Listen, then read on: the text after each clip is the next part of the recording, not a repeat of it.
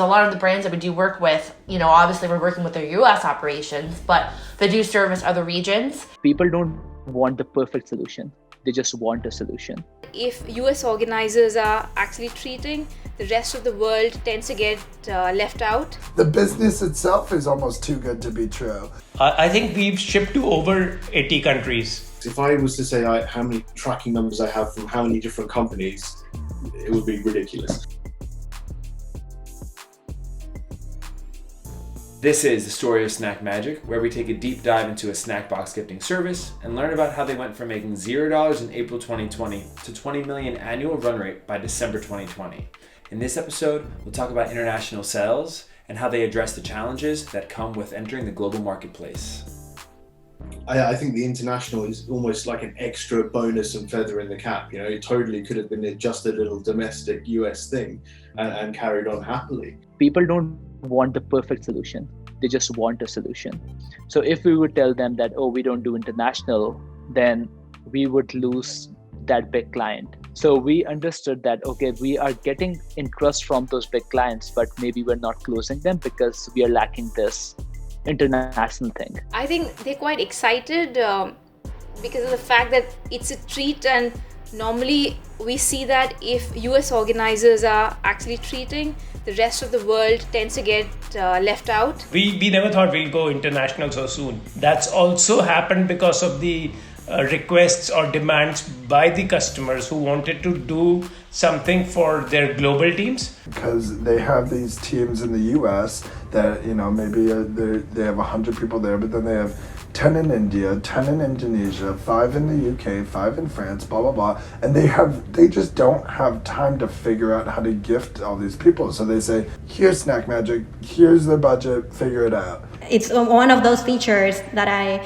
talked about, where we validate by doing something simple, and eventually when we get validation, we actually build it into the product. But we did because the customers asked for it, and customer is the king. So we did that, and it's been growing steadily. I think we've kind of tripled that number in the last 2 months of our international fulfillment, the international recipients.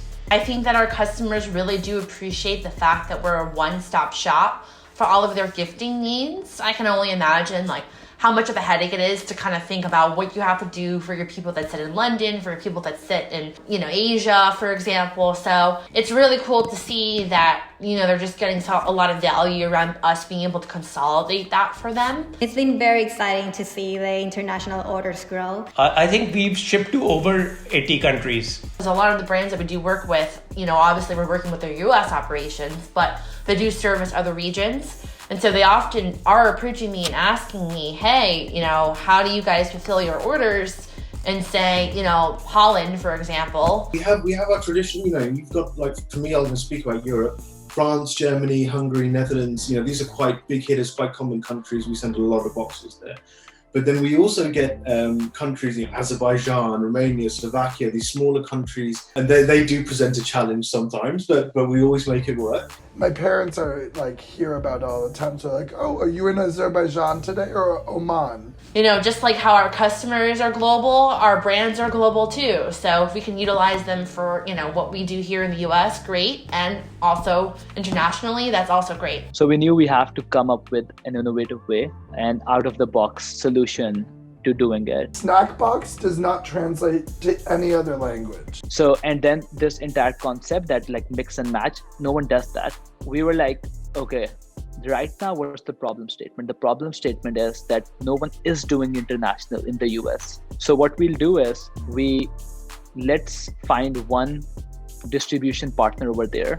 We'll ask them to make a box, just one box, and we'll pre-order it. We'll pay them for it, and they can store it for us. And then as soon as we get an order for that country, they can ship it out. I had started looking after India. They were to be delivered in India, but we didn't have any partners back then. So it was about creating a box, which of course had those costs in mind, putting it together and shipping it out. Yeah, so we started off with 8 themes. For the recipients to choose from, things like movie night, celebratory box, indulgent, these kinds of things. So it literally started at nothing. It was just an idea, and we didn't know what the boxes were. So we created like very randomized names.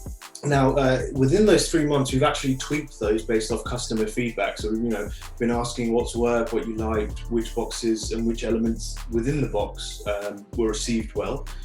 So we've actually tweaked a few of those themes. So we would get really three main data points. We would get a dietary restriction, if it vegan, vegetarian, the theme choice, and then an actual like kind of personal preferences, which is a little bit about what they might like to see within the box, either lots of chocolate please, or more dark chocolate, less milk chocolate, or even a specific brand.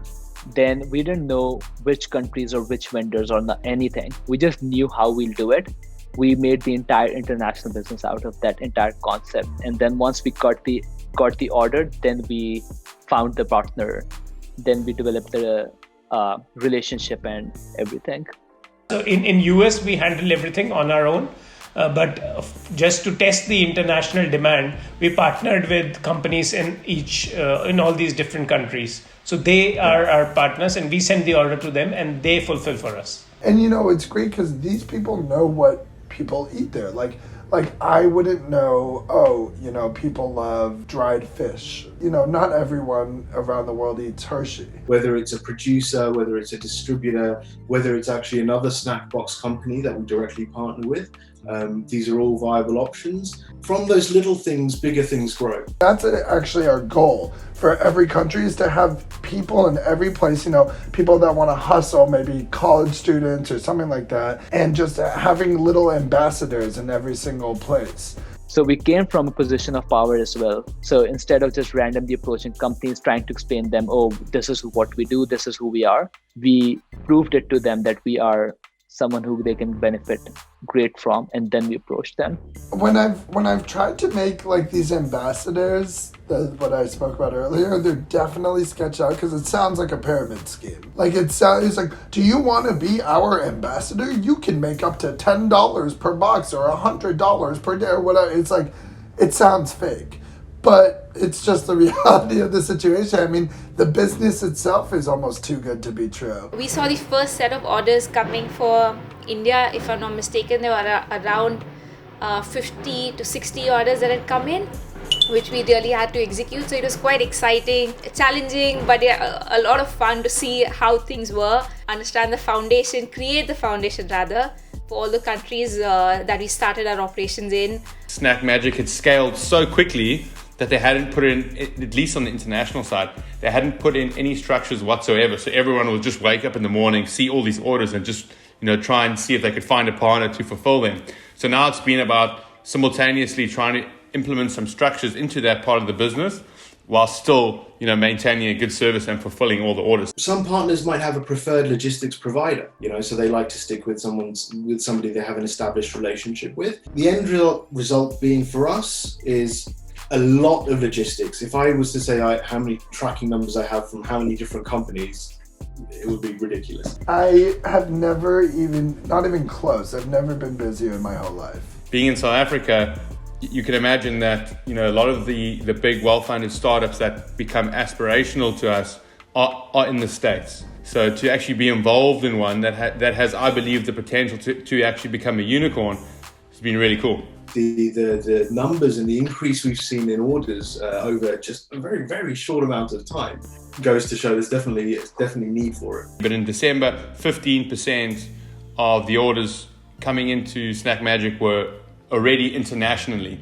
So because it's a smaller chunk of the business, the international team, which is about 4 or 5 of us, we take care of basically everything outside of the US. So I think they're quite happy with the fact that it's sort of like they're included in whatever their global treats, but we try and keep a box with the intention of having something in it for everybody in the family, because working from home and people are living with their families right now, so try and have something in it for everybody and we got some encouraging feedback. But we're seeing more and more interest from outside the world, and given that we can deliver anywhere in the world, I see everyone as a potential customer.